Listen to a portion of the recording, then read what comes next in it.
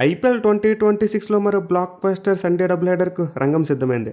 ఈరోజైతే ఆఫ్టర్నూన్ మ్యాచ్లో PBKS team RCB టీంతో తలపడబోతున్నారు. అండ్ నైట్ మ్యాచ్లో చూసుకుంటే డీసీ వర్సెస్ ఆర్ఆర్, ఇది కూడా ఇంపార్టెంట్ మ్యాచే. మరి ముఖ్యంగా ఈ రెండు మ్యాచ్లు రెండు ప్లే ఆఫ్ బెర్తలు కన్ఫర్మ్ చేసే మ్యాచెస్ అని చెప్పుకోవచ్చు. అంటే ఆర్సీబీ టీం మ్యాచ్ గెలిచారంటే వాళ్ళు అఫీషియల్గా ప్లే ఆఫ్స్కి వెళ్ళిపోతారు. వేరేజ్ సెకండ్ మ్యాచ్లో ఆర్ఆర్ టీం గెలిచారంటే వాళ్ళకి ప్లే ఆఫ్ ఛాన్సెస్ పెరుగుతాయి. ఇన్ఫాక్ట్ టాప్ 4 కూడా వచ్చేందుకు అవకాశం ఉంటుంది. సో మనం నిన్న పాయింట్స్ టేబుల్ అనాలిసిస్ వీడియో చేసుకున్నాం. అందులో ఏం చెప్పుకున్నాం, ఆర్సీబీ జట్టు ఆల్మోస్ట్ క్వాలిఫైడ్, దీంతో ఇంకా 2 స్థానాలకు పోటీ ఉందని చెప్పుకున్నాం. అయితే 2 స్థానాలు ఒక స్థానం కోసం ఎస్ఆర్హెచ్, పీబీకే, సిఎస్కే 3 జట్లు తలపడుతున్నాయి. వేరేజ్ మరొక స్పాట్ చూసుకుంటే కిందన 3 టీంల చేతుల్లో ఉన్నాయి. అంటే ఆర్ఆర్ టీంకు డీసీ, ఎంఐ, లక్నో ఈ 3 జట్లతో మ్యాచ్లు ఉన్నాయి. దీంతో ఆర్ఆర్ టీం ఈ 3 మ్యాచ్లు గెలిచారంటే తమ ప్లే ఆఫ్ స్పాట్ కన్ఫర్మ్ చేసుకుంటారు. అంటే ఒక స్పాట్ ఖచ్చితంగా వాళ్ళకి వచ్చేందుకు అవకాశం ఉంది. ఇన్ఫాక్ట్ ఇంకా సింపుల్గా చెప్పాలంటే ప్రజెంట్ పాయింట్స్ టేబుల్లో కిందన్న 3 జట్లు ఒక ప్లే ఆఫ్ బెర్త్ను డిసైడ్ చేయగలిగిపోయాయి. సో ఇంతో ప్రజెంట్ ప్లే ఆఫ్ రేస్లో ఉన్న ప్రతి టీం కూడా ఈరోజు ఆర్ఆర్ టీం ఓడిపోయి డీసీ టీం గెలవాలని కోరుకుంటారు. వేరేజ్ ఆఫ్టర్నూన్ మ్యాచ్లో మాత్రం ఆర్సీబీ టీం గెలవాలని చెప్పి ఒక 4 జట్లు గట్టిగా ప్రేయర్ చేస్తాయి. మెయిలీ కేకేఆర్ మరియు డీసీ ఈ 2 జట్లకు అవుట్ సైడ్ ఛాన్సెస్ ఉండాలంటే ఈరోజు ఆర్సీబీ టీం గెలవాలి. అలా కాకుండా పంజాబ్ టీం గెలిచారంటే వాళ్ళు 15 పాయింట్స్కి వెళ్ళిపోతారు, వీళ్ళకి ఆల్మోస్ట్ ఎలిమినేట్ అయిపోయినట్టే. అలాగే ఆర్ఆర్ చూసుకున్న, సిఎస్కే టీం చూసుకున్నా వీళ్ళు కూడా ఈరోజు ఆర్సీబీ టీం గెలవాలని చెప్పి కోరుకుంటారు. ఎందుకంటే ఫస్ట్ మ్యాచ్లో ఆర్సీబీ టీం గెలిచి సెకండ్ మ్యాచ్లో ఆర్ఆర్ టీం గెలిస్తే వాళ్ళకైతే 4th స్పాట్ వచ్చేస్తుంది. వేరేజ్ మనం సిఎస్కే టీం యొక్క సినారియో గురించి నిన్నే మాట్లాడుకున్నాం. అంటే ఆర్సీబీ టీం వాళ్ళకి మిగిలిన 2 మ్యాచ్లు గెలిచి సిఎస్కే టీం కూడా వాళ్ళకి మిగిలిన 2 మ్యాచ్లు గెలిస్తే ఎలాంటి నెట్ అండ్ నెట్ సంబంధం లేకుండా కళ్ళు మూసుకుని ప్లేస్కి వెళ్ళిపోతారు సిఎస్కే వాళ్ళు. సో ఇంత ఆఫ్టర్నూన్ మ్యాచ్లో ఆర్సీబీ టీం గెలిచారంటే ఒక 4 జట్లకు అడ్వాంటేజ్ అయితే కలుగుద్ది. అయితే అసలు ఈ రోజు మ్యాచ్లో ఏ టీంకి గెలిచే అవకాశాలు ఎక్కువగా ఉంటాయి, ఏ టీం పరిస్థితి ఎలా ఉంది ఇప్పుడైతే మనం క్లియర్గా చూద్దాం. సో ముందు ఆఫ్టర్నూన్ గేమ్ విషయానికి వస్తే ధర్మశాల వెతికి ఆడబోతున్నారు. అండ్ ఈ మ్యాచ్లో PBKS team under the pump అని చెప్పుకోవచ్చు. ఎందుకంటే ఆ టీం వరుసగా 5 మ్యాచ్లు ఓడిపోయారు. ఈ మ్యాచ్లో కూడా ఓడిపోతే ప్లే ఆఫ్ ఛాన్సెస్ ఉండవు. వాళ్ళ మ్యాక్సిమం 15 పాయింట్లు మాత్రమే కొట్టే ఛాన్స్ ఉంటుంది ఆ తర్వాత. దీంతో వాళ్ళ ప్లే ఆఫ్ ఛాన్సెస్ వాళ్ళ చేతిలో ఉండవు, వేరే వాళ్ళ చేతిలో పెట్టాలి. వేరే ఆర్సీబీ టీం చూసుకుంటే ముందు చెప్పినట్టే గెలిస్తే డైరెక్ట్గా క్వాలిఫై అయిపోతారు. సో దీంతో ఈ మ్యాచ్లో విజయం అయితే 2 జట్లకు చాలా ఇంపార్టెంట్. అయితే పీబీకేఎస్ టీంకు ఒక డూ ఆర్ డే మ్యాచ్, వేరే ఆర్సీబీ టీంకు టాప్ 2 కావాలంటే ఈ మ్యాచ్లో ఖచ్చితంగా గెలిచి తీరాలి. సో 2 జట్ల మధ్య అయితే ఇప్పుడు కూడా చాలా మంచి హెవీ కాంపిటీషన్ ఉంటుంది. ఇన్ఫాక్ట్ మనం లాస్ట్ ఇయర్ కూడా చూసాం, 2 జట్ల ఫైనల్కి వచ్చాయి. ఈవెన్ 2 జట్ల మధ్య హెడ్ స్టాట్స్ చూసుకున్నా సరే చాలా వరకు క్లోజ్గా ఉన్నాయి. అంటే మొత్తం 37 మ్యాచ్లో తలపడితే పీబీకేఎస్ టీం 18 మ్యాచ్లో గెలిచారు, వేరే ఆర్సీబీ టీం 19 మ్యాచ్లో గెలిచారు. అయితే గత 5 మ్యాచ్లో చూసుకుంటే మాత్రం ఆర్సీబీ డామినేషన్ ఉంది. మొత్తం 4 మ్యాచ్లో వాళ్ళే గెలిచారు, పీబీకేఎస్ టీం 1 మ్యాచ్లో మాత్రమే గెలిచారు. సో లాస్ట్ ఇయర్ అయితే ఆర్సీబీ టీం పంజాబ్ను డామినేట్ చేశారు, కప్పు కొట్టారు. కానీ మ్యాచ్ ఆడపై ధర్మశాలలో చూసుకుంటే మాత్రం మళ్ళీ రికార్డ్ హెడ్ ఈక్వల్, అంటే చెరో మ్యాచ్లో గెలిచారు. బట్ పంజాబ్ టీంకి గ్రౌండ్ అంతలా కలిసి రావట్లేదు భయ్య, వరుసగా 2 మ్యాచ్లు ఓడిపోయారు. సో డెఫినెట్లీ మ్యాచ్లోకి అయితే ఫామ్ పరంగా ఆర్సీబీ టీమే కాస్త ఫేవరెట్స్గా ఉంటారు. బట్ ఈ ఐపీఎల్ ఎప్పుడైనా సరే ఏదైనా జరగవచ్చు. అంటే వరుసగా 5 మ్యాచ్లు గెలిచిన గుజరాత్ టీం నిన్న కేకేఆర్ టీం మీద ఓడిపోయింది. దీంతో వరుసగా 5 మ్యాచ్లు ఓడిపోయిన పీబీకేఎస్ టీం ఈరోజు ఆర్సీబీ టీంను ఓడించవచ్చు. సో ప్రస్తుతానికైతే ఏ టీంను కూడా లైట్ తీసుకోవడానికి లేదు, మంచి హెవీ కాంపిటీషన్ అయితే ఉండబోతుంది. ఇక పిచ్ రిపోర్ట్ విషయానికి వస్తే ఆల్రెడీ 2 మ్యాచ్లు చూసాం. అండ్ ఈ 2 మ్యాచ్లు కూడా చాలా మంచి స్కోర్స్ వచ్చాయి. బట్ కామన్ థింగ్ ఏంటంటే చేసిన టీమ్స్కి గెలిచాయి. సో ఇంత ఈ మ్యాచ్ కూడా ఒక మంచి బ్యాటింగ్ ఫ్రెండ్లీ వికెట్ని ఎక్స్పెక్ట్ చేయవచ్చు. ఇన్ఫాక్ట్ ఒక ఫ్రెష్ బ్లాక్ సాల్ వికెట్ వాడబోతున్నారండి ఈ మ్యాచ్ కోసం. దీంతో మనమైతే కొంతవరకు రన్స్ ఎక్స్పెక్ట్ చేయవచ్చు. At the same time bowlers కూడా హెల్ప్ ఉంటుంది. అంటే బ్లాక్ సాల్ wicket most of the times న్యూట్రల్గా ఉంటుంది, చాలా తక్కువ సందర్భాల్లో మాత్రమే ఫ్లాట్గా ఉంటుంది. బట్ ఎనివే గ్రౌండ్లో ఎలాంటి వికెట్ యూస్ చేసినా సరే పార్ స్కోర్ అరౌండ్ 190 ఉంటుంది. దీంతో మనం ఈ మ్యాచ్లో కూడా అలాంటి స్కోర్స్ని ఎక్స్పెక్ట్ చేయవచ్చు. ఇక టాస్ విషయానికి వస్తే obviously important. Even afternoon game అయినప్పటికీ టాస్ గెలిచి ముందుగా ఎవరైతే ఫీల్డింగ్ చేస్తారో వాళ్ళకే గెలిచే అవకాశాలు ఎక్కువగా ఉంటాయి. ఎందుకంటే మనం గత 2 మ్యాచ్లు చూసాం, సెకండ్ హాఫ్లో పిచ్ సెటిల్ అయింది, బ్యాట్స్మెన్కి మంచిగా అనుకూలించింది. సో ఐడియల్గా చూసుకుంటే chasing is the best option. But afternoon game కాబట్టి ఫస్ట్ బ్యాటింగ్ చేయడం కూడా ఏమాత్రం బ్యాడ్ ఆప్షన్ అవ్వదు. అంటే ఫస్ట్ బ్యాటింగ్ చేసి ఒక 220-230 రన్స్ కొడితే ఖచ్చితంగా డిఫెండ్ చేసుకోవచ్చు. అదర్వైజ్ చేజింగ్ చేసిన టీమే ఫేవరెట్స్గా ఉంటారు. ఇక టీమ్స్ విషయానికి వస్తే Punjab kings team under the pump. ఈవెందో సరిగ్గా కనిపించట్లేదు కానీ వాళ్ళ బ్యాట్స్మెన్ కూడా స్ట్రగుల్ అవుతున్నారు భయ్య. అంటే ఫస్ట్ హాఫ్లో వాళ్ళ బ్యాట్స్మెన్ యావరేజ్ స్ట్రైక్ రేట్ 200 కంటే ఎక్కువ ఉంది. కానీ సెకండ్ హాఫ్లో చూసుకుంటే మాత్రం అది 160కి వచ్చేసింది. మరి ముఖ్యంగా వాళ్ళ ఓపెనర్స్తో పాటు క్యాప్టెన్స్ రేసారు, వీళ్ళ ముగ్గురు స్ట్రైక్ రేట్ పడిపోయింది. సో పీబీకేఎస్ టీం యొక్క బ్యాటింగ్ ఫస్ట్ హాఫ్లో అంత గట్టిగా లేదు. దీనివల్ల వాళ్ళ బౌలింగ్ ఎక్స్పోజ్ అయిపోతుంది ప్రతి మ్యాచ్లో కూడా. మెయిన్లీ పేస్ బౌలర్స్ ప్రతి మ్యాచ్లో కూడా గట్టిగా రన్స్ ఇచ్చేస్తున్నారు. సో సీజన్ ఫస్ట్ హాఫ్లో కూడా మనం ఇదే చూసాం, కానీ వాళ్ళ బ్యాటింగ్ కవర్ చేస్తుంది. అయితే సెకండ్ హాఫ్లో వాళ్ళ బ్యాట్స్మెన్ ఎప్పటి నుంచి స్ట్రగుల్ అవ్వడం స్టార్ట్ చేశారో అప్పటి నుంచి అయితే వాళ్ళ బౌలింగ్ ఎక్స్పోజ్ అవ్వడం మొదలైంది. సో ప్రస్తుతానికి హర్షదీప్ సింగ్ ఒకటే కాస్త కూస్తూ చెప్పుకోదాకా బౌలింగ్ చేస్తున్నాడు, అండ్ చహల్ కూడా పర్వాలేదు. బట్ ఫారెన్ పేస్ బౌలర్స్ అయిన మార్కెన్స్ అండ్ బాట్లెట్ ఇద్దరు రన్స్ ఇచ్చేస్తున్నారు. దీంతో ఈ మ్యాచ్లో పీబీకేఎస్ టీం ఏమైనా చేంజ్ చేయొచ్చు. అంటే ఈ మ్యాచ్ కోసం ఫుల్ స్క్వాడ్ అవైలబుల్గా ఉండబోతుందంట. దీంతో మార్కస్ టెన్నిస్ని తిరిగి తీసుకొస్తారు బ్యాటింగ్లో. అట్ ది సేమ్ టైం బౌలింగ్లో ఫెర్గ్యూసన్ కూడా తీసుకురావచ్చు. మార్కెన్స్ని పక్కన పెట్టి ఫెర్గ్యూసన్ తీసుకొచ్చే అవకాశం ఉంటుంది. అట్ ది సేమ్ టైం స్టార్నెస్ని తీసుకొస్తే బాట్లెట్ని కూర్చోబెట్టాలి. దీని అతని ప్లేస్లో ఎస్తాకునో లేకపోతే రెండో స్పిన్ ఆప్షన్ కోసం బ్రాన్ గాని తీసుకొచ్చే అవకాశం ఉంటుంది. సో ఈ మ్యాచ్ కోసం అయితే మొత్తం పీబీకేఎస్ టీంలో 2-3 మార్పులు జరిగేందుకు ఆస్కారం ఉంది. ఇక ఆర్సీబీ టీం విషయానికి వస్తే గత మ్యాచ్లో కేకేఆర్ టీంని డిఫీట్ చేశారు. బట్ స్టిల్ వాళ్ళ బ్యాటింగ్ అయితే అంత ఇంప్రూవ్ అయినట్టు కనిపించలేదు.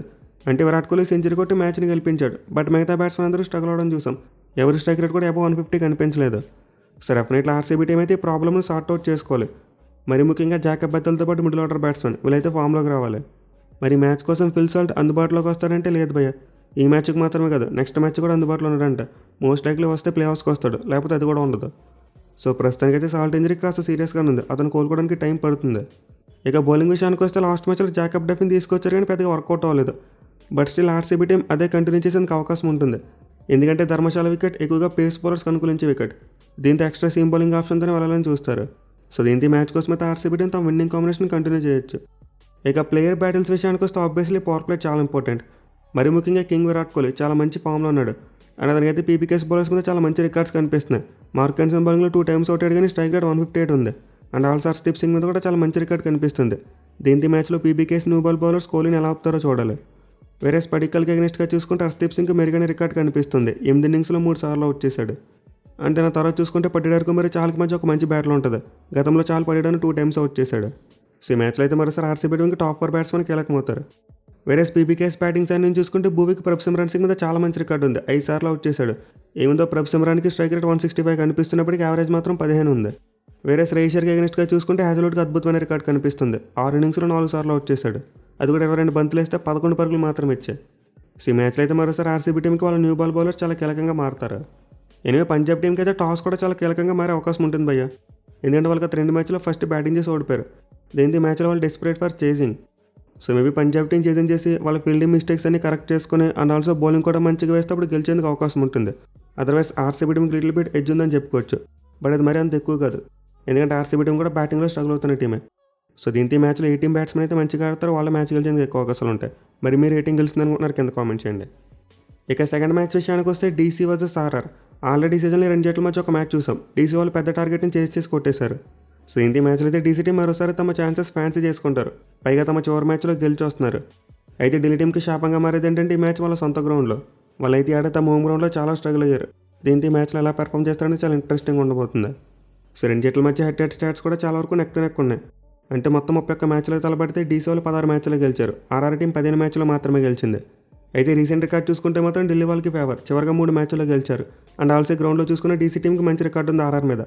మొత్తం 10 మ్యాచ్లు ఆడితే 7 మ్యాచ్లో గెలిచారు. 3 మాత్రం ఓడిపోయారు. సో డెఫినెట్లీ మ్యాచ్లో అయితే ఒత్తిడి ఆర్ఆర్ టీం మీద ఉంటుంది భయ్య. ఎందుకంటే వాళ్ళు ప్లే ఆఫ్స్కి వెళ్ళే అవకాశం ఉంది. 3 మ్యాచ్లు గెలిస్తే టాప్ 2 కూడా రావచ్చు. వేరే డీసీ టీం చూసుకుంటే ఆల్రెడీ తమ ఫేట్ని యాక్సెప్ట్ చేసేశారు. అంటే గత మ్యాచ్ నుంచి వాళ్ళు ప్రయోగాలు చేయడం మొదలు పెట్టడం చూసాం. కొత్త ప్లేయర్స్ని టీంలోకి తీసుకొచ్చారు. సో ప్రస్తుతానికి ఢిల్లీ టీంకి అవుట్ సైడ్ ఛాన్సెస్ మాత్రం ఉన్నాయి. చాలా విషయాలు కలిసి రావాలి వాళ్ళకి. దీని వల్ల ప్లే ఆఫ్స్ని పెద్దగా పట్టించుకోవట్లేదు. నెక్స్ట్ ఇయర్ కోసం ప్రిపేర్ అవుతున్నారు. విచ్ మీన్స్ ఆబ్వియస్లీ వాళ్ళ మీద ప్రెజర్ ఉండదు. ఆర్ఆర్ టీం మీద ఎక్కువ ప్రెజర్ ఉంటుంది. ఈ అరుణ్ జైట్లీ స్టేడియం యొక్క పిచ్ రిపోర్ట్ విషయానికి వస్తే చాలా వరకు అన్ప్రెడిక్టబుల్ అని చెప్పుకోవచ్చు. అంటే ఒక్క మ్యాచ్లో ఒక్కలా బిహేవ్ చేస్తుంది. ఆడది కొన్ని మ్యాచ్లు చూసుకుంటే భారీ స్కోర్లు చూసాం. వేరేజ్ మరికొన్ని మ్యాచెస్లో మాత్రం లో స్కోర్స్ వచ్చాయి. అండ్ ఆల్సో ఈ రోజు మ్యాచ్ కోసం ఏ పిచ్ని యూజ్ చేయబోతున్నారు కూడా ఇన్ఫర్మేషన్ లేదు. అంటే ఈ మ్యాచ్ని ఏ పిచ్ నెంబర్ మీద ఆడబోతున్నారో రివీల్ చేయలేదు. బట్ ఎనివే ఈ గ్రౌండ్లో అయితే గత 3 మ్యాచ్లు చూసుకుంటే చాలా లో స్కోర్స్ వచ్చాయి. అంటే డీసీ టీం 75 అవుట్ అయిన మ్యాచ్ నుంచి చూసుకుంటే మొత్తం 3 మ్యాచ్లు ఆడారు. అండ్ ఈ 3 మ్యాచ్లు ఒక దాంట్లో కూడా 160+ స్కోర్ అయితే రాలేదు. సో ఈ మ్యాచ్ కోసం కూడా మనమైతే ఒక స్లో అండ్ స్లగ్గిస్ వికెట్ని ఎక్స్పెక్ట్ చేయవచ్చు. కొంతవరకు బౌలర్స్కి ఫేవర్ చేసే వికెట్ని అయితే మనం ఎక్స్పెక్ట్ చేయవచ్చు. ఇక టాస్ విషయానికి వస్తే ఆబ్వియస్లీ చాలా ఇంపార్టెంట్. ఇన్ఫాక్ట్ చేసిన వాళ్ళు ఎక్కువ మ్యాచ్లు గెలిచారు. ఈ ఏడాది ఇప్పటివరకు గ్రౌండ్లో 6 మ్యాచ్లు ఆడితే 5 మ్యాచ్లు చేసిన టీమ్సే గెలిచాయి. ఒక్క మ్యాచ్లో మాత్రమే ఫస్ట్ బ్యాటింగ్ చేసిన టీం గెలిచింది. అది కూడా గుజరాత్ టీం మిల్లర్ మిస్టేక్ కారణంగా ఒక పరుగు తేడాతో గెలిచారు. సో ఇంత రోజు మ్యాచ్లో ఏ టీం అయితే టాస్ గెలిచి ముందుగా ఫీల్డింగ్ తీసుకుంటారో వాళ్ళకి గెలిచే అవకాశాలు ఎక్కువగా ఉంటాయి. ఇక టీమ్స్ విషయానికి వస్తే హోమ్ టీం డీసీ టీం గత మ్యాచ్లో చాలా మార్పులు చేయడం చూసాం. అంటే యంగ్స్టర్స్కి ఆపర్చునిటీస్ ఇచ్చారు. అండ్ ఈ మ్యాచ్లో కూడా సేమ్ అదే కంటిన్యూ చేస్తారు. మరోసారి అభిషేక్ పోరెల్, షాహిల్ పరాక్ అండ్ ఆల్సో మాధవ్ చౌరి ఇలాంటి వాళ్ళని కంటిన్యూ చేస్తారు. 87 బౌలింగ్లో చూసుకున్న మార్పులు చేయడం చూసాం. అంటే కుల్దీప్ యాదవ్ మరియు నటరాజన్ పక్కన పెట్టి అకీబ్ నబీ అలాగే ముఖేష్ కుమార్ ఇద్దరిని తీసుకొచ్చారు. అయితే ఈ మ్యాచ్ కోసం మాత్రం ఒక ఎక్స్ట్రా స్పిన్నర్ని తీసుకొచ్చేందుకు అవకాశం ఉంటుంది. అంటే పిచ్ చూసుకుంటే స్లోగా ఉంటుంది కాబట్టి కుల్దీప్ యాదవ్ లాంటి బౌలర్ చాలా మంచి హ్యాండీగా మారుతాడు. దీంతో ముఖేష్ కుమార్ని పక్కన పెట్టి ఏమైనా కుల్దీప్ని తీసుకొచ్చేందుకు అవకాశం ఉంటుంది. సో లాస్ట్ మ్యాచ్ అయితే ఢిల్లీ బౌలింగ్ కాస్త కూస్తో బాగానే వర్కౌట్ అయింది. అండ్ బ్యాటింగ్లో చూసుకున్న మిడిల్ ఆర్డర్ బ్యాట్స్మెన్ కంట్రిబ్యూట్ చేయడం చూసాం. అంటే అక్షర్ పటేల్ మరియు మిల్లర్ ఇద్దరు కూడా 50s కొట్టారు. అలాగే అస్తోష్ మరియు మాధవ్ తివారీ కూడా మంచిగా బ్యాటింగ్ చేశారు. దీంతో అదే ఫామ్ కంటిన్యూ చేస్తే ఈ మ్యాచ్లో డీసీ టీం గెలిచేందుకు అవకాశాలు ఉంటాయి. వేరే రాజస్థాన్ టీం విషయానికి వస్తే వీళ్ళైతే బ్యాక్ టు బ్యాక్ 2 మ్యాచెస్ ఓడిపోయి వస్తున్నారు భయ్య. మీరు లాస్ట్ వీక్ గుజరాత్ టీం మీద 77 పరుగుల తేడాతో మ్యాచ్ ఓడిపారు. అండ్ అంత ముందు చూసుకున్న సేమ్ ఇదే ఢిల్లీ టీం మీద మ్యాచ్ ఓడిపారు. సో ఇంత మ్యాచ్లో ఆర్ఆర్ టీం కంబ్యాక్ చేయాలి. వాళ్ళు మిగతా 3 మ్యాచ్లు గెలిస్తేనే ప్లే ఆఫ్స్కి వెళ్తారు. అయితే గత మ్యాచ్లు చూసుకుంటే వాళ్ళకి బ్యాటింగ్ ఫెయిల్యూర్ చాలా గట్టిగా కనిపించింది. తక్కువ స్కోర్ అవుట్ అయిపోయారు. సో ఇంత మ్యాచ్లో ఆర్ఆర్ బ్యాట్స్మెన్ కంబ్యాక్ చేయాలి. పర్టికులర్గా జైస్వాల్ మరియు సూర్యవంశీ ఇద్దరు చాలా కీలకం. అండ్ ఆల్సీ మ్యాచ్లో రేవన్ పరాగ్ కూడా కంబ్యాక్ ఇచ్చేందుకు అవకాశాలు కనిపిస్తున్నాయి. అంటే లాస్ట్ మ్యాచ్ ఇంజరీ కారణంగా మిస్ అయిన అతను ఈ మ్యాచ్లోకి అయితే కంబ్యాక్ అవ్వచ్చు. వేరేస్ బౌలింగ్లో చూసుకున్న ఆర్ఆర్ టీం అయితే మార్పు చేస్తే బెటర్ అనిపిస్తుంది భయ్య. మరి ముఖ్యంగా వాళ్ళు గత మ్యాచ్లో బర్గర్ను పక్కన పెట్టిన మిల్లిని తీసుకురాలేదు. దీంతో ఈ మ్యాచ్లో ఆర్ఆర్ టీం మిల్లిని ఆడించే ప్రయత్నం చేయాలి. At the same time Sandeep Sharma లాంటి ఎక్స్పీరియన్స్ ఉన్న బౌలింగ్ కూడా తిరిగి తీసుకురండి భయ్య. అసలు అతను ఎందుకు కూర్చోబెడుతున్నారో నాకైతే అర్థం కావట్లేదు. అఫ్కోర్స్ స్టార్టింగ్ కొన్ని మ్యాచెస్లో బాగా వేయలేదు. బట్ స్టిల్ బ్రిజెస్ మరియు తుషార్ కాంబో కంటే సందీప్ శర్మ బెటర్ కదా. తుషార్ని పక్కన పెట్టి సందీప్ని తీసుకొస్తే వాళ్ళకి ఇంకా బెటర్ ఆప్షన్గా మారుతాడు. పైగా తుషార్ చూసుకుంటేనేమో ప్రతి మ్యాచ్లో కూడా రన్స్ ఇచ్చేస్తున్నాడు. సో ఈ మ్యాచ్లో అయితే ఖచ్చితంగా రాజస్థాన్ టీం తమ బౌలింగ్లో మార్పులు చేస్తే బాగుంటుంది. అదర్వైజ్ సేమ్ బౌలింగ్ కాంబినేషన్తో వస్తే మాత్రం గెలవడం చాలా కష్టమైపోద్ది. ఇక ప్లేయర్ బ్యాట్స్ విషయానికి వస్తే లాస్ట్ మ్యాచ్ అప్పుడు చెప్పుకున్నాం. జైస్వాల్ వర్సెస్ స్టార్క్ ఇది వర్కౌట్ అయింది. స్టార్క్ అయితే అవుట్ చేశారు జైస్వాల్ని. దీంతో ఈ మ్యాచ్లో మరోసారి వీళ్ళిద్దరి మధ్య ఒక మంచి బ్యాటిల్ చూడొచ్చు. అండ్ ఆల్సో వైభవ్ సూర్యవంశీ మరి ఆకిబ్ నబీ వీళ్ళిద్దరి మధ్య కూడా ఒక మంచి బ్యాటిల్ ఉంటుంది. లాస్ట్ మ్యాచ్లో ఆకిబ్ పవర్ ప్లేలో చాలా మంచి బౌలింగ్ చేశాడు. దీంతో ఈ మ్యాచ్లో సూర్యవంశీకి ఎలా బౌలింగ్ చేస్తాడో చూడాలి. ఇక డీసీ బ్యాటింగ్స్ అని చూసుకుంటే Rahul vs Jofra Archer last match అప్పుడు చెప్పుకున్నాం అండ్ వర్కౌట్ అయింది. జాఫర్ ఆర్చర్ రాల్ని అవుట్ చేశాడు. బట్ ఎప్పుడో చివరిలో అవుట్ చేశాడు. సో ఇంది మ్యాచ్లో జాఫర్ ఏమైనా పవర్ ప్లేలో రాల్ని అవుట్ చేస్తాడేమో చూడాలి. ఇక మరో బ్యాటిల్ చూసుకుంటే సందీప్ శర్మ టీంలోకి వస్తే మిల్లర్కి మరి అతనికి మధ్య ఒక మంచి బ్యాటిల్ చూడొచ్చు. సందీప్కి అయితే మిల్లర్ మీద చాలా మంచి రికార్డు ఉంది. 2 సార్లు అవుట్ చేశాడు. అది కూడా 14 బంతులు 16 పరుగులు మాత్రం ఇచ్చాయి. సో ఈ మ్యాచ్లో అయితే మరోసారి ఆర్ఆర్ టీంకు పవర్ ప్లే చాలా కీలకంగా మారుతుంది. అంటే వాళ్ళు with the bat and with the ball కూడా రాణించాలి. మరి ముఖ్యంగా విత్ ద బ్యాట్ చాలా ఇంపార్టెంట్. ఎందుకంటే వాళ్ళకి మిడిల్ ఆర్డర్ బ్యాట్స్మెన్ పెద్దగా కంట్రిబ్యూట్ చేయట్లేదు. దీంతో వాళ్ళ ఓపెనర్స్ మంచిగా ఆడితేనే మ్యాచ్ గెలిచేందుకు అవకాశం ఉంటుంది. మరి మీరు ఈ మ్యాచ్ రేటింగ్ గెలిచింది అనుకుంటున్నారు కింద కామెంట్ చేయండి. Thank you for watching. Have a nice day.